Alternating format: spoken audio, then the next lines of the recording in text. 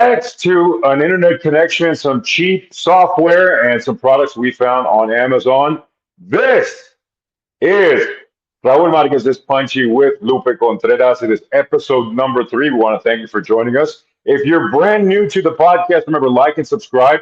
You can find us on YouTube on Raul Marquez is Punchy with Lupe Contreras, on Spotify as well as Apple Podcasts under at Punchy Show. I am your host, Lupe Contreras. But first, let me welcome the man who is only 7 miles away, but he might as well be in a different universe. The houses are bigger, the cars are nicer. I'd like to welcome the one and only Mr. Raul Marquez joining us from his palatial estate in Kingwood, Texas. How are you, sir? Doing great, man. Doing great. Had a great weekend. Was busy.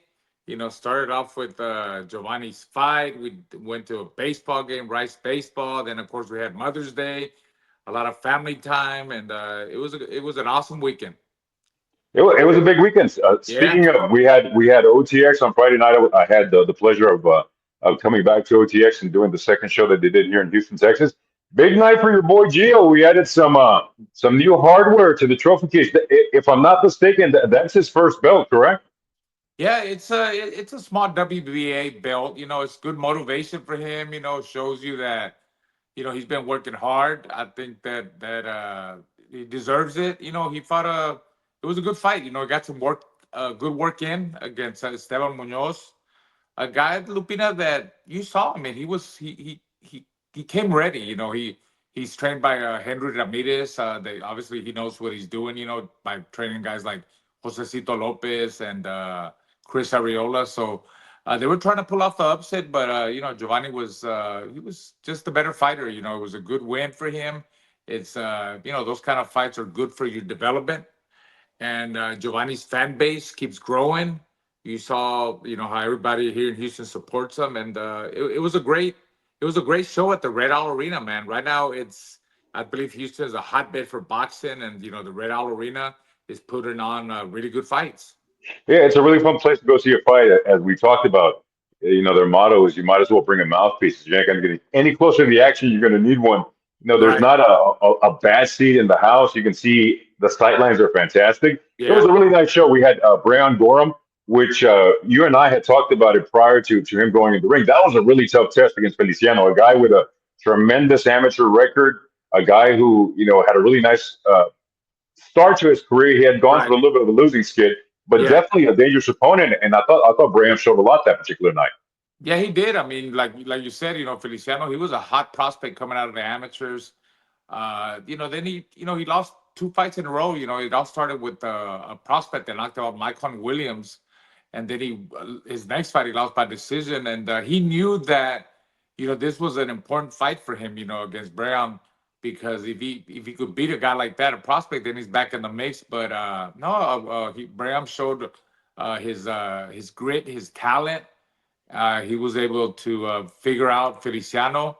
He even dropped him. He dropped him to show some power, and it was also a good win for another local up and coming prospect here in Houston, Texas. Speaking of local, we capped off the night with Andreas Katsoudakis, the Greek god who lives now here in Houston, Texas, Yeah. his adopted hometown. He really capped off the night because he had a guy in front of him. Both guys were undefeated. Somebody had to take a nail that particular night, and his opponent came ready to fight. Man, he actually buzzed Katz Oh a few yeah. times during that bout, but he managed to pull it off and came out with the victory later on. Yeah, that was definitely the fight of the night. It was back and forth action early on, but Katz showed he's durable. He takes a good shot and he gives a good shot, and he broke down his opponent, man, until they threw in the towel in the corner. I know the kid's father that he fought. He threw in the towel. He felt he's seen enough. He didn't want to see his son get hurt. I think they made the right decision, and it was a really good win for Katz. And plus, he was the only one that got the KO bonus that night with OTX. It was a busy weekend for me too. Thank you so much for asking, Raul. Obviously, we had the Mother's Day festivities. Went to go see my mom this past Sunday, but I had flown in just that morning because the night before, right after Red Owl, I had to jump in the car and was heading home because I had a 6 a.m. flight trying to get to where was I? I was in Orlando, and of That's all things, right. the freeway was shut down to get back home. So it took me much longer than usual. I was up by like 4:30 in the morning.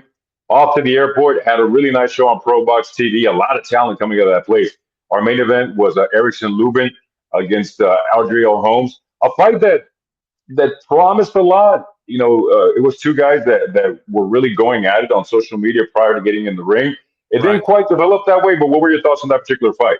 Well, I mean, they were going at it because they had some history. Lubin beat Holmes for his last amateur fight. He beat Holmes in the amateurs.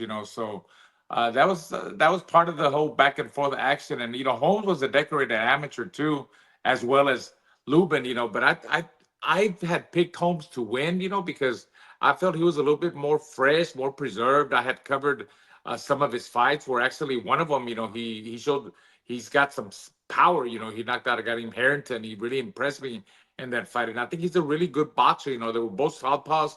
And Lubin, I thought he might have been a little bit more on his way out. He had that war, man, that bloody war, that where he looked like I mean, like the elephant, man. His face, well, against Fundora, his forehead was up to here. So that took a lot out of him, but. He looked really good, man. He had a game plan. He executed his game plan. He was coming forward with his high guard, and he was able to stop. He was able to stop Holmes in the 11th round. Holmes, I felt I don't know, Lupita. I felt he was a little bit intimidated. I didn't see the Holmes that I seen in the past, but then again, like they say, there's levels. He was fighting his best opponent to date, and I think it was Lubin's experience that in the later rounds took over, and that's why he was able to get the stoppage. He may have been a bit intimidated. Obviously, Lubin was fighting at home. He's a guy from Orlando, so he had the crowd behind him. It was a great show that night. By Yeah. far, the fight of the night was the women's fight. We had Nazarena Romero facing off against Nayeli Rosquero. It was the WBA Super Bantamweight World Title. If you saw Rosquero, just by looking at her physically, she did not look like a physical specimen compared to Romero, who was cut up, very muscular. But man, this woman absolutely brought it. It was 10 rounds of all action. She had as Wow. good a cardio as anyone has ever had in the ring that I've seen. She reminds me a lot of the guy that we had on the show on OTX of Corazon. Uh, his name escapes me at the moment.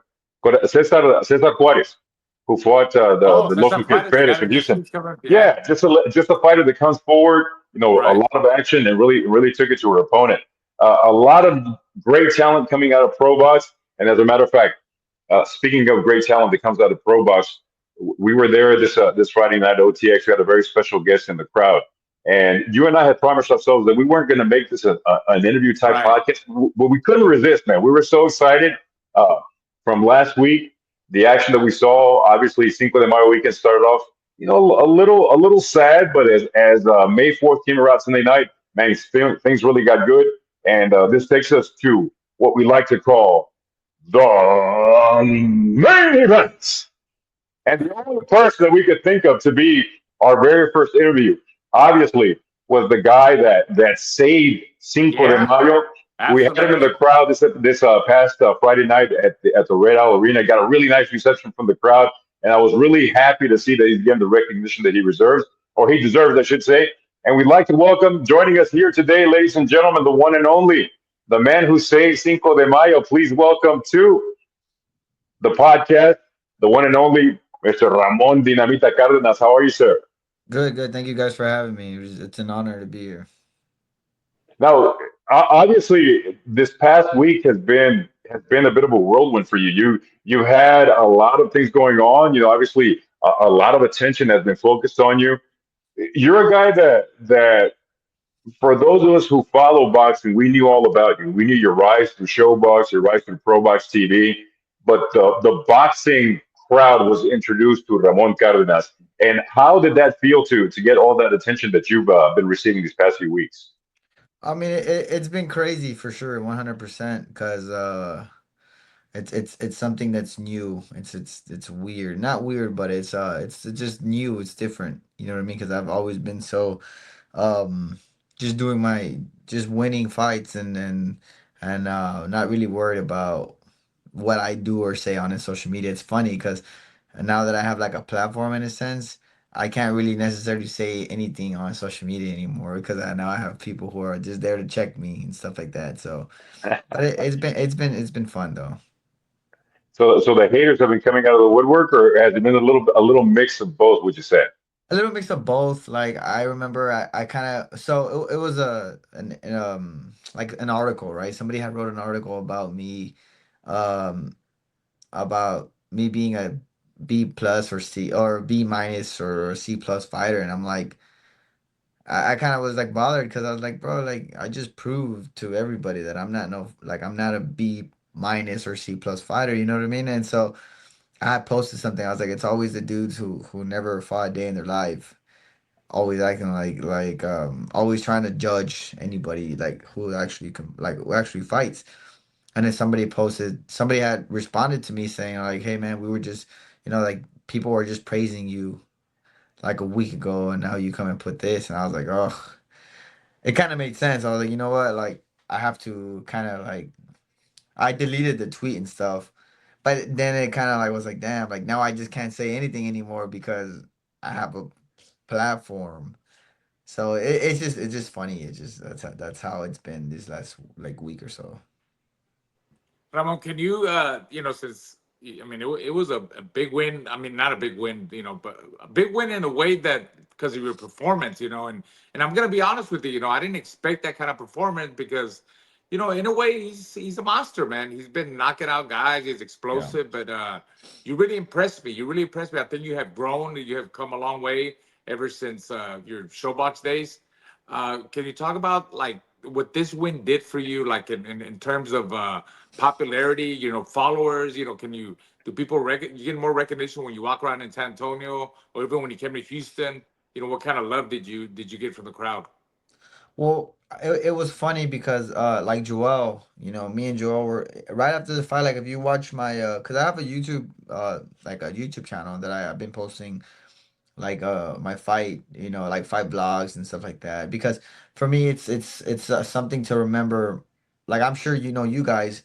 If y'all could do this now for back like when y'all were fighting, y'all would because in 20 years from now, 30 years from now, you're gonna go watch those clips again or those YouTube videos and be like, damn, I remember that, I remember that. So that's what I've been doing, kind of documenting my life. And it's been one of those things where now that the fight has passed and I did what I did, people see me and they're like, dude, I saw that documentary or I saw this or I saw that.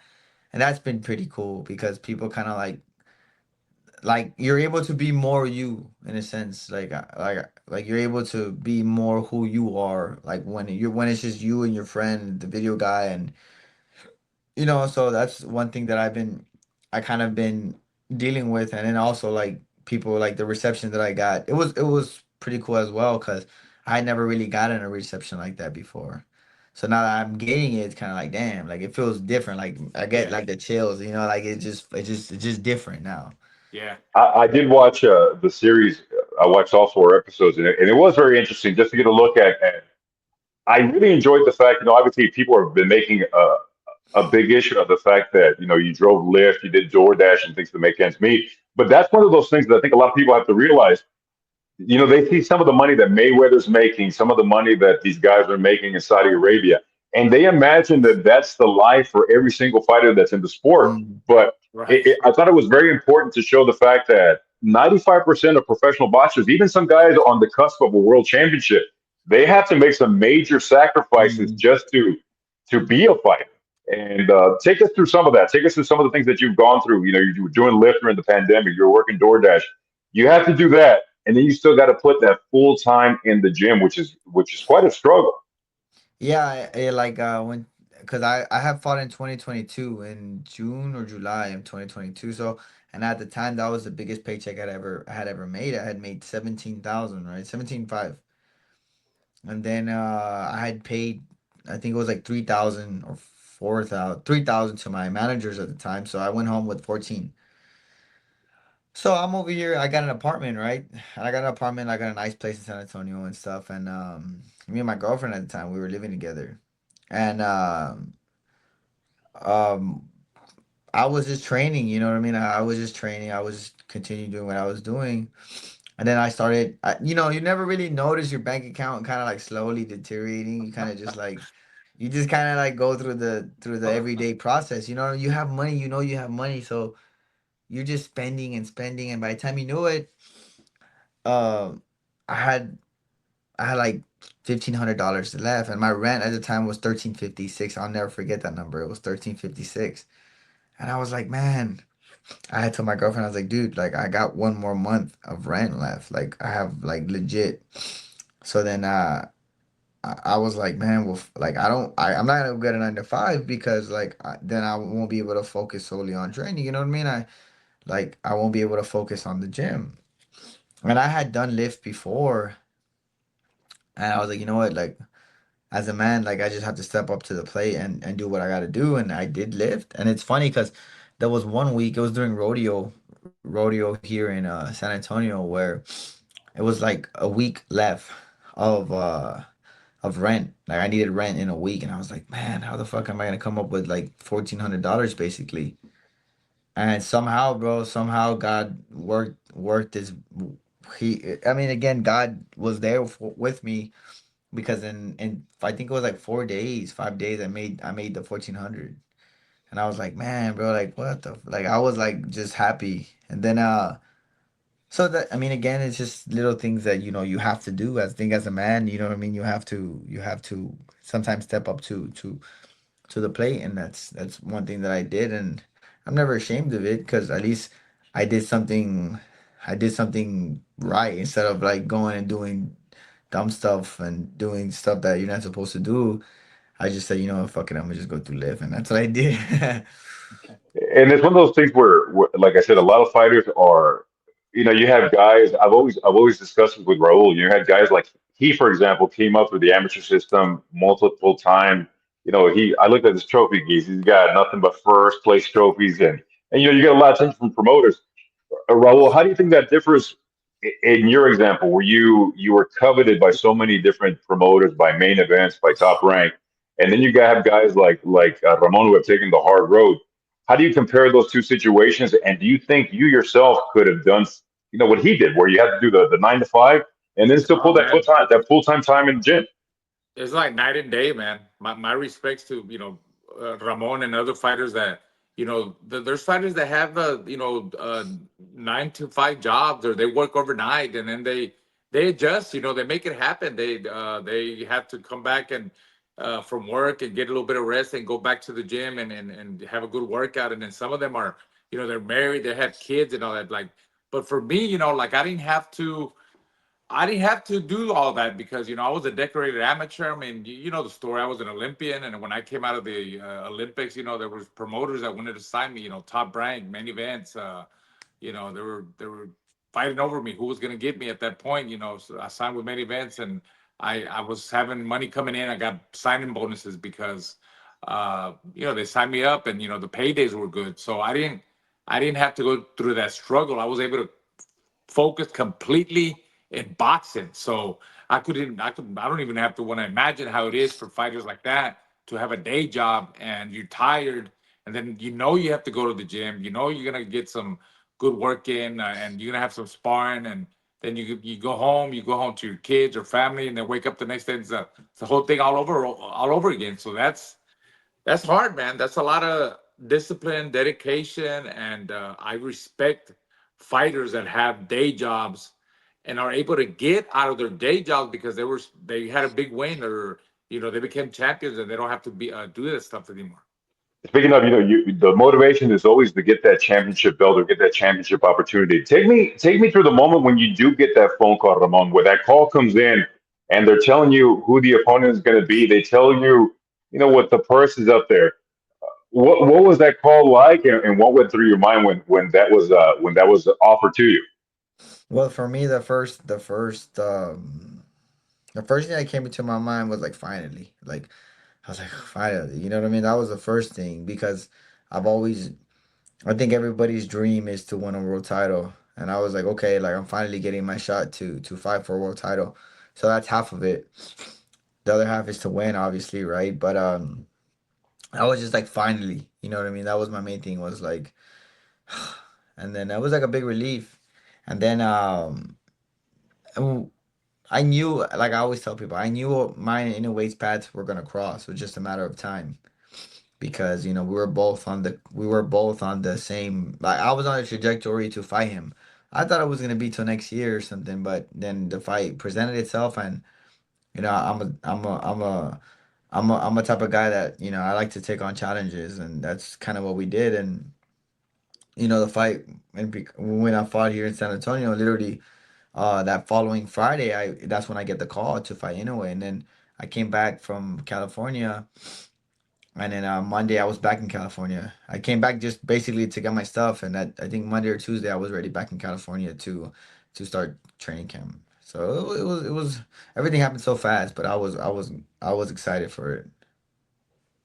Raul, there were some crucial moments in that particular bout. Obviously, Ramon, you started off with Yeah. a lot of momentum. What did you see, Raul? What did you see as the turning point where he came so close to becoming a world champion, and then things just kind of shifted, somewhere along Well, the fourth or fifth round? yeah, obviously it was that when he stunned everybody. He stunned me when he dropped Inouye in the second round. And I was gonna ask you, Ramon, what was your game plan coming into this fight? And did you work on that left hook? Talk about that and talk about what did you feel when Inouye went down? How hurt was he? And were you thinking, man, this is my chance? I'm gonna end the fight here. I'm gonna knock him out and get the world title. Well, the game plan was because we noticed that he dropped his hand a lot. Like he drops, I think that's the one of the things that comes with like power in a sense or strength was when you throw the left hook, your right hand will go down. When you throw the right hand, your left hand will go down, that's how like it always is, right? Right. And so we knew like okay when he tries to throw his left hook, his right hand will go down. So we practiced on countering his right hand with the left hook, and I mean it landed, man. I mean, and he went down, and I Right. tell people, and Raul, you could vouch on me. You can Yeah. back me up on this, but when you knock somebody out or knock somebody down, it's like a home run. Like it. Like you Right. hit somebody and you're gonna turn around because naturally, that one's gonna get him. So for me, it was the same. Like when I hit him. I knew it like he was gonna go down. So that's why I kind of was like ready to kind of go to the corner. And I could have sworn, man, I could have sworn that I had a little bit more time to work with, at least a couple seconds. But as soon as the I was able to go at him, the bell rang. But I Yeah. mean, again, it is what it is. Let me ask you something. Do you feel like you kind of went left hook happy after that because you were like, I mean, you were throwing those home runs, man. You were telegraphing the left hook. You think that was the mistake that you made by Yeah, for trying to sure. land the left hook again? For sure. I think it was just as well the inexperience as well, where Yeah, I did get left hook happy, 100%. Like yeah, I realize it now that time has passed and it's been what, a week already, a week and a right. day.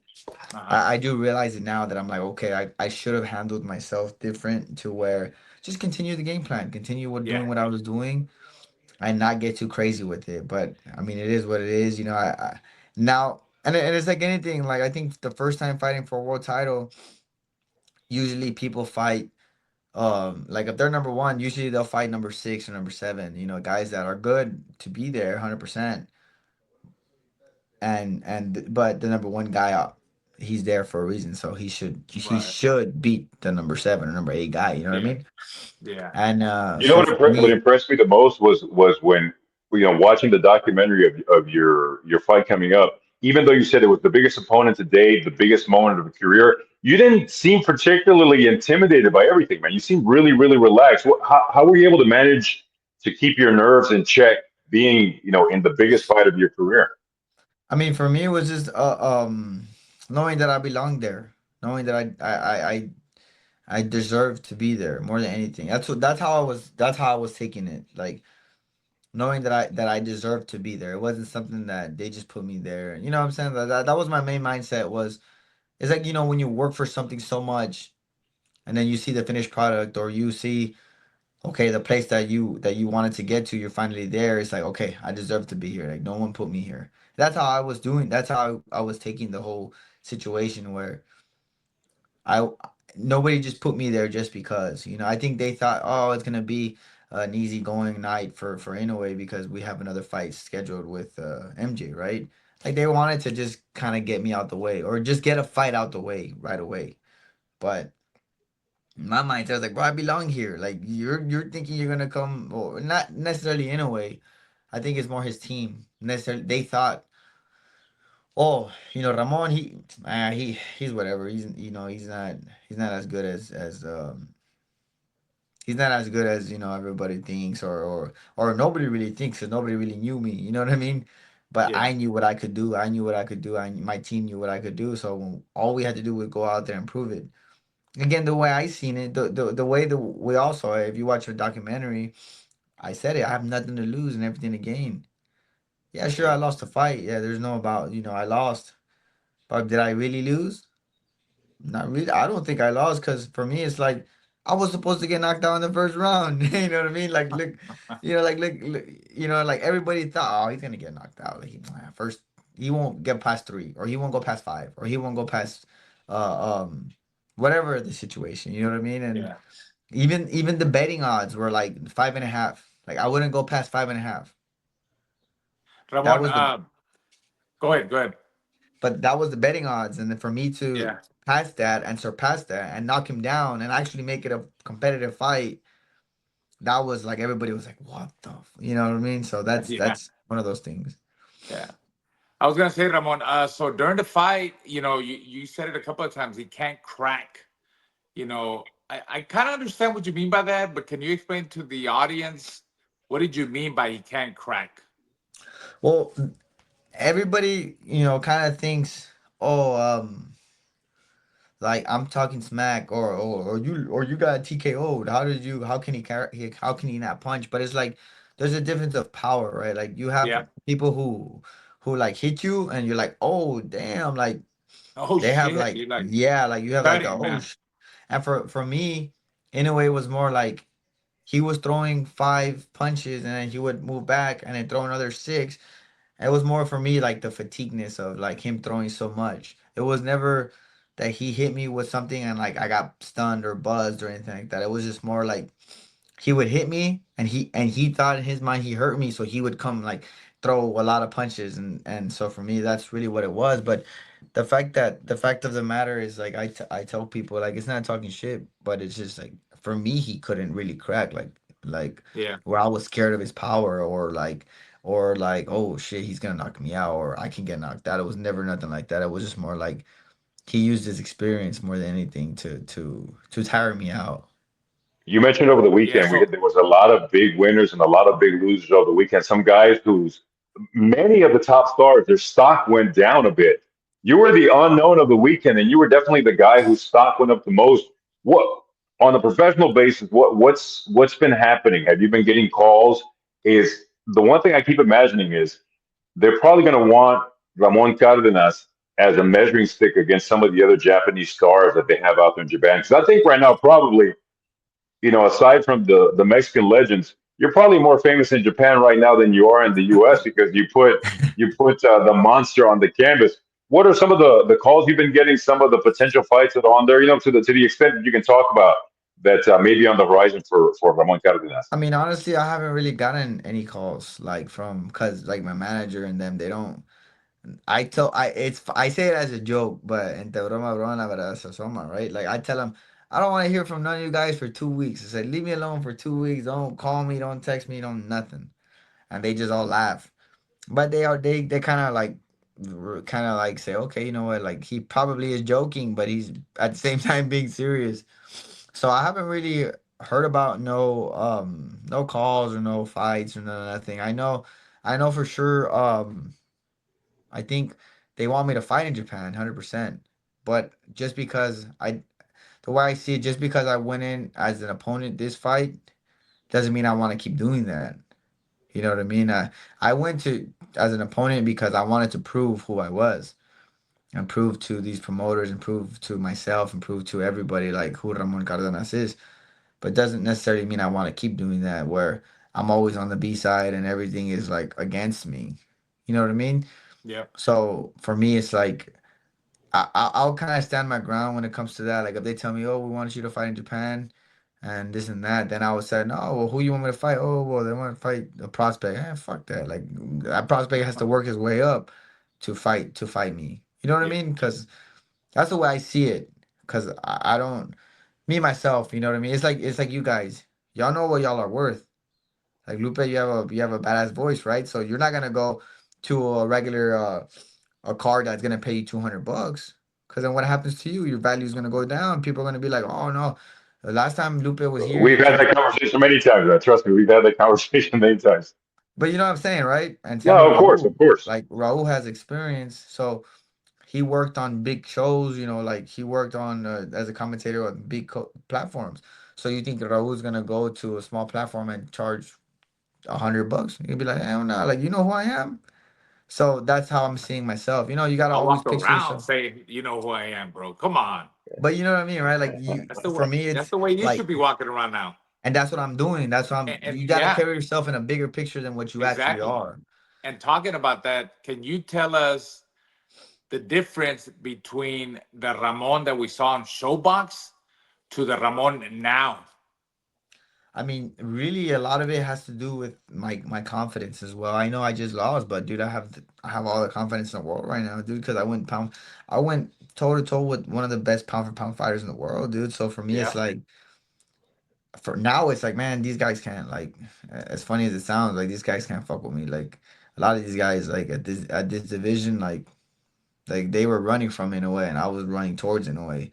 And the fact that I went out there and I did what everybody thought I wasn't going to do, for me it's like, okay, like I know I belong here. And so now it's just like, now it's like I have leverage in every aspect of it, like in my career. Like I have leverage of it. Like they want me to fight so and so, or they want me to fight here, they want me to fight there. Now I can say I want an X amount, or I want, as funny as it sounds, I want 5 hotel rooms.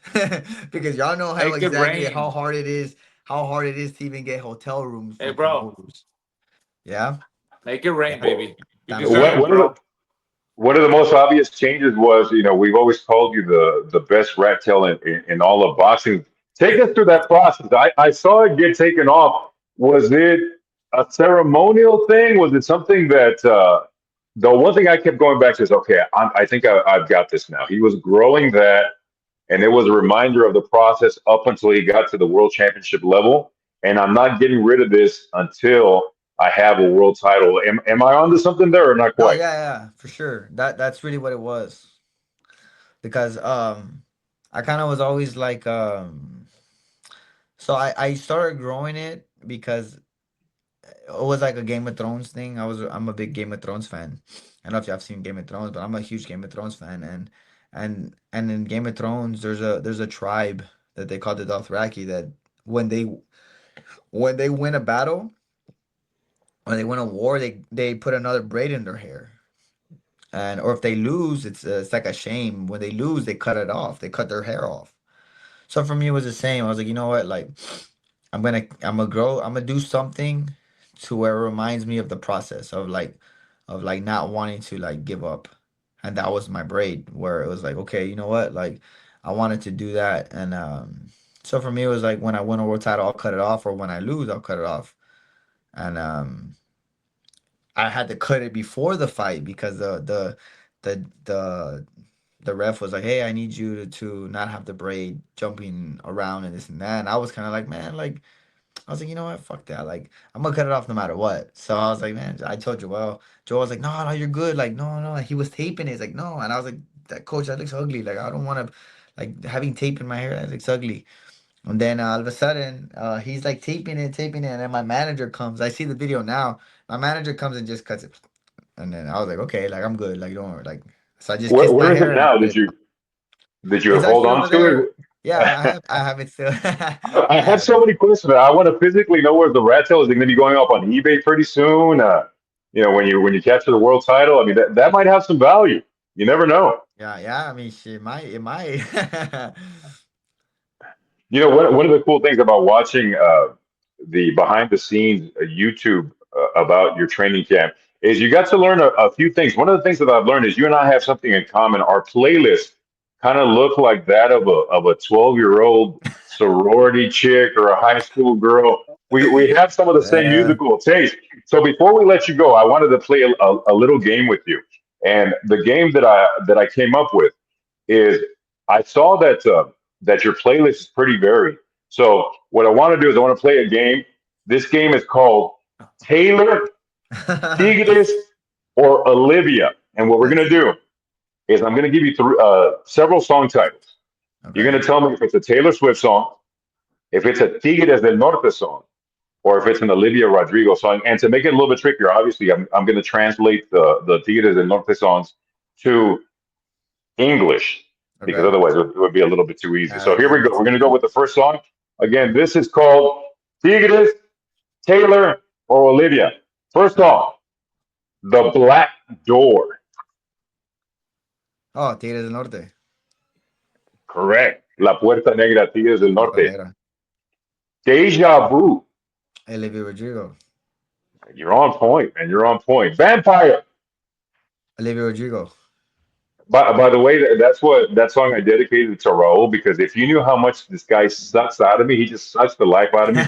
He calls me every day. He wants to know what the weather's going to be like. I'm like, dude, there's an app on your phone that tells you that.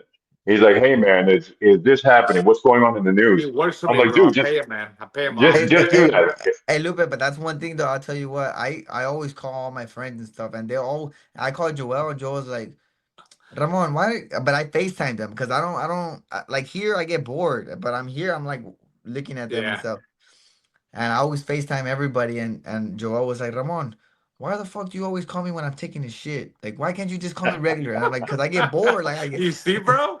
You see, we under hey Ramon. You Ah, see that? And we're There's boxers, something bro. about fighters, man.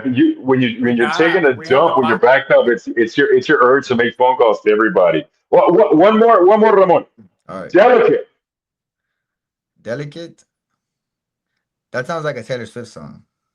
4 for 4. The man is on fire, man. Wow. 4 for 4. Any Wow. last words? Any last bit of advice you want to give to Ramon Diamante before we let him go? We've taken up enough of his time. Just keep it up, man. You put on a hell of a performance. I think you saved boxing that weekend because, first of all, and most importantly, man, you put on what people like to see, man. They want to see chingazos. And of course, you were smart about it. It's not like you were just rushing in. You showed big huevos, and people are always going to respect you, bro. You went out on your shield and you put on a hell of a fight. And I loved it, bro. I backed you up. I support you. The Punchy Show supports you. And thank you that you decided to come on our show. We really appreciate it. We really do.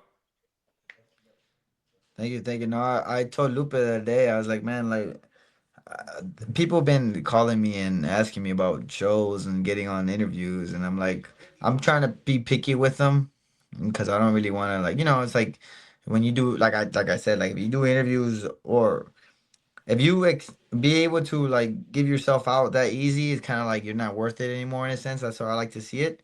So, but as soon as Lupe kind of told me, I was like, hell yeah, like, of course, you know what I mean? When it comes to Lupe, I was like, hell yeah, like, I'll do it no matter what. So Hey that's, man, we appreciate it. You never forget your first, and you will always be our first guest on Raul Marquez's Punchy with Lupe Contreras. Thank you very much, man. I know we have a Pro Bot show coming up June 7th in San Antonio. I know you're going to get a massive reception there that night. You'll be a guest of honor right there in the front row, and I'm looking forward to it. And we'll see you then in San Antonio thank coming you, up June Lupe. 7th. Thank you, Raul. Appreciate you guys. Puro Thank you, man. Santo. And now we move on to the co-feature. Diamante, the big fight this weekend obviously took place in San Diego. It was kind of a light weekend, but the result of this particular fight kind of made things a little bit controversial. We had Emmanuel Navarrete taking on the unknown, underrated Charlie Suarez out of the Philippines. Some controversy in that particular fight, obviously because of the cut. As you can see here, in retrospect, looking back on it, it looks as though the punch clearly caused the cut. You had Navarrete and, Yeah. and Suarez going at it for a few rounds there. It was a competitive fight. What did you see? Yeah, I agree, man. It was a close fight. I mean, I think Navarrete was up ahead a little bit, but I would love for them to run it back. I mean, when Suarez landed that big left hand, It was a big. It just wasn't a left hand, Lupin. It was a big left hand. It was a powerful left hand, and it was clearly that. I think that's what, uh, you know, how he Navarrete got cut, because right after the left hand there was a little headbutt where they kind of butted heads, and I don't even know if he was in that area. But even if it was, I don't think it was enough to cause that big of a gash. If that makes any sense to you, I think They if were they there, were I mean, knocking heads periodically throughout the fight, but nothing to the point where you didn't even right, really see a reaction from either fighter. Obviously the right, stances were creating some issues, but obviously in retrospect, we got to see it in replay. We got to see it over and over yeah, again, and you can see what's going on in real so time. With the way they yeah, came in, it could have appeared to be a headbutt, but obviously when you see the replay, it was clear that the punch was the one. And like I said, oh yeah, it was a punch that got buried into the face of Navarrete. for sure, man. I mean, they could make the case, like you said, they could make the case it was a headbutt, but I don't think it was a headbutt, because that was a big, powerful left hand that Suarez landed on Navarrete, and then it was a little bit of a now, when he landed left hand right there that we saw, we really can't see if he started bleeding at that point, because after that there was that little headbutt, and that's probably what they're making the case. Oh, it was a headbutt, but the headbutt was it was a small headbutt, and I don't even think it was in that same area. I think it was more like in the forehead or something like that. So I'm glad they ran it again. They saw it was the left hand, and I guess they're gonna change the decision to a no contest, I believe, right? From what I'm I think understanding, and then there's still left oh, to be decided, but I believe okay, that preliminary reports say that the California Athletic Commission will be changing it to a no contest, which I think is fair. I really felt bad for Suarez. He was a guy. He's in his late 30s, a very experienced guy. I was doing some research on who he was and some of the things that yeah, he did. He fought Lomachenko in that little weird world, boxing tournament where they were fighting on different teams, and he oh went the yeah, distance with Lomachenko, so he's a quality guy. But right, so I think the obvious conclusion, if it does go to a no contest, hopefully they do give him a rematch, and hopefully Suarez gets a chance to. So at yeah. least, even though it's at the end of his career, to make a payday. How disappointing is it? You've been a guy. If you know one thing about boxing, is you know about headbutts and you know about cuts. How is it when No, you go in there? hey, I Take me back to the one you had. The one that always comes to mind is with Mosley, where you guys were having a war for 3 rounds, and then the head clashes came. yeah, I mean, shit like that happens in boxing all the time. I mean, when I fought Mosley, I felt that I was in the fight. It was only 3 round fight. But we banged heads, and I guess we both caused it. It was my fault and his fault. I lunged in with my left hand, and you see the way Mosley comes in with his head too. So I got cut really bad. Like I had two humongous cuts. One of them that you could see my bone, so that's why they said that we can't continue that way.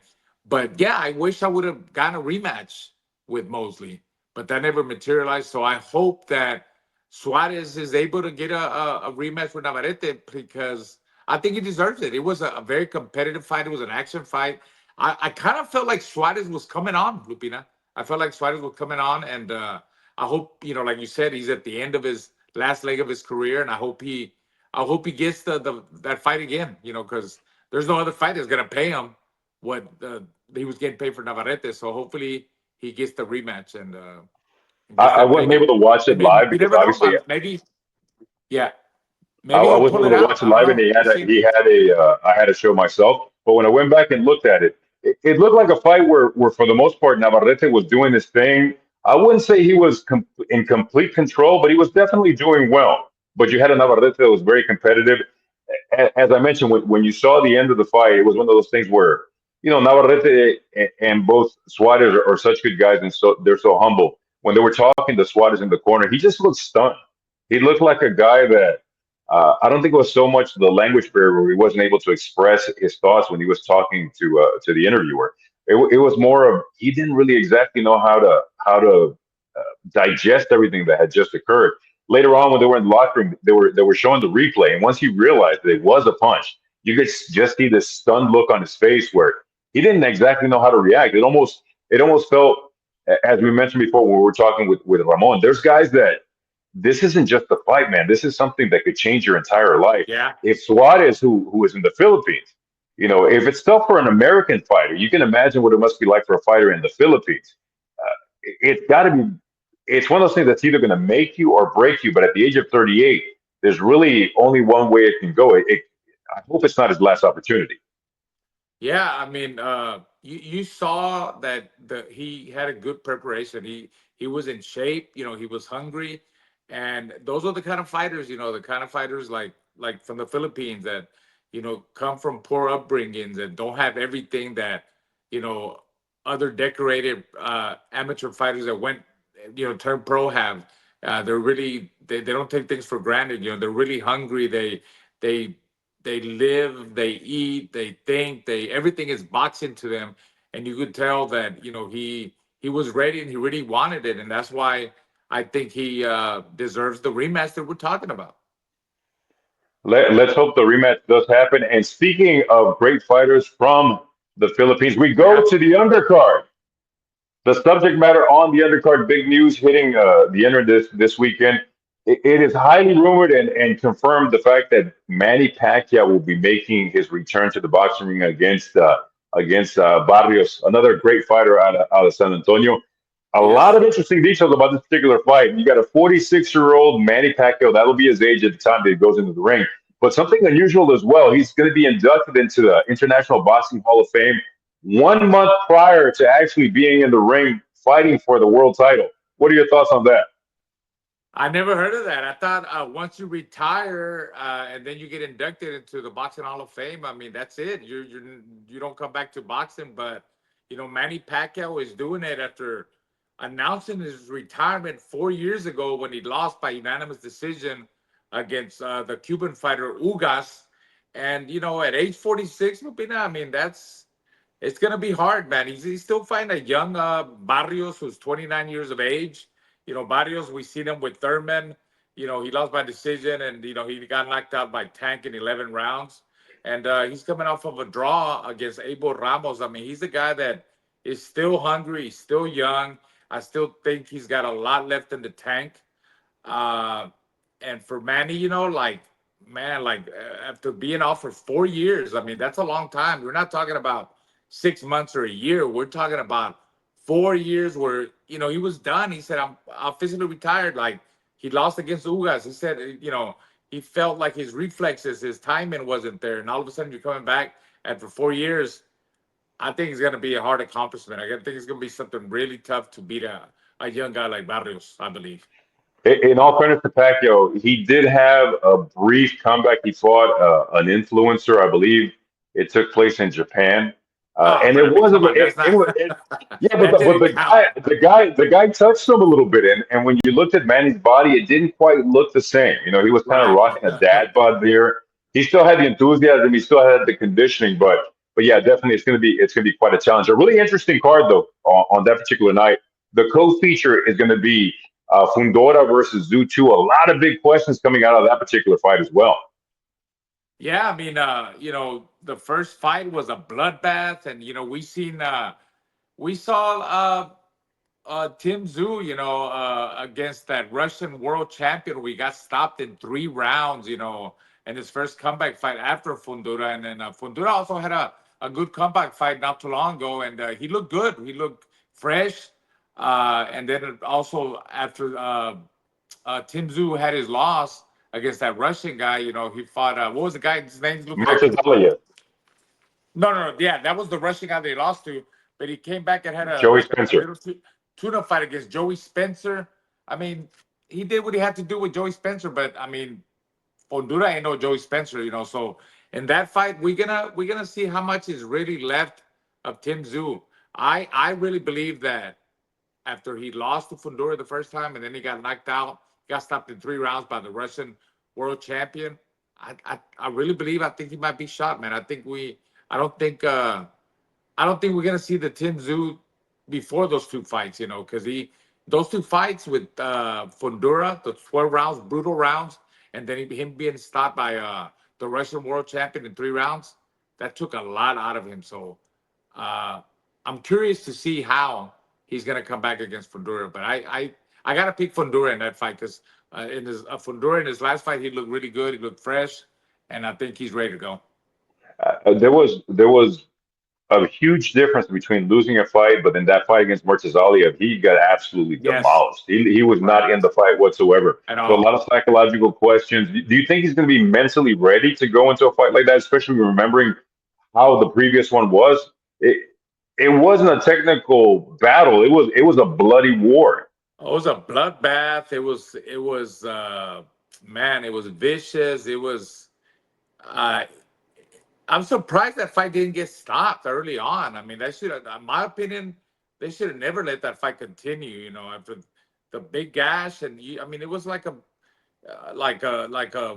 water hose, just blood coming out for constantly for rounds and for rounds. And I think they should have stopped that fight. So that's got to be behind his mind. When it was a brutal fight, and I don't see how mentally how he's going to come back after that, because even after that he got knocked out, completely dominated against the Russian world champion. I find it very difficult, Lupe. And then, Fundura in his last fight against Booker, he knocked him out in, I believe, in 3 or 4 rounds. He looked really good. He looked sharp. He looked strong. I really think Fundura is going to destroy him this time. A nice little fight wrapping up the card. You have Isaac Cruz facing off against Anton Fierro. They're doing it for the second time. They had a really fun fight earlier on in the year. A fight that was competitive. Cruz obviously showed that he was on a different level than Fierro, who we saw on Ring City, had a really nice upset, and he's had some nice performances after that. Give me your thoughts on that one. Is it a fight that's really necessary, or it was so much fun Uh, we kind of want to see it again? Man, it has to be that. I mean, I'm not really sure why there's a rematch. I mean, it wasn't like it was controversy, but like you said, the first fight, it was a good little scrap. It was a fun fight, and at the end of the line, I mean, at the end of the day, I mean, it keeps Pitbull, it keeps them active. It keeps them busy. So whatever for whatever's next, there's a lot of big names in this division. Like Ryan Garcia, Tank, Rowley, Haney. Uh, Teofimo Lopez, and then I'm sure he's got a big enough name to maybe fight one of those guys again. So I think that's what he did for people. Just kept him busy, keep him active, and him be ready for any of those opportunities. Episode 3 in the books, Diamante. We had our first guest ever, the man who saved Cinco de Mayo, Ramon Cardenas. Yeah, We'll always be grateful for him. He will always be our first. You never forget your first. But that wraps up it was episode 3 of fun. Raul Marquez is Punchy with Lupe Contreras. Remember, like and subscribe. Hey, when we were at OTX, Diamante, we had quite a few guys come up to us saying, hey, we like the show. We like what you guys are We doing. love Keep it. it up. Yeah. And we made sure Uh, to make sure that they hit that like button so we can keep on doing this. But thanks to oh yeah. them. You can also find the audio version on Spotify as well as Apple Podcasts. But for right now, Raul Marquez has a hot young wife to satisfy, 2 kids to raise, and I've got some bills to pay. Go and do some There we invoices go. because I was hustling this weekend, Diamante. 2 checks, Yeah. chequecitos, Oh yeah. You're making it chequecitos, making that rain, money. baby. Make it rain. Make it rain. We are out, ladies and gentlemen. Until next time, this is Punchy. Thank you so much for joining us.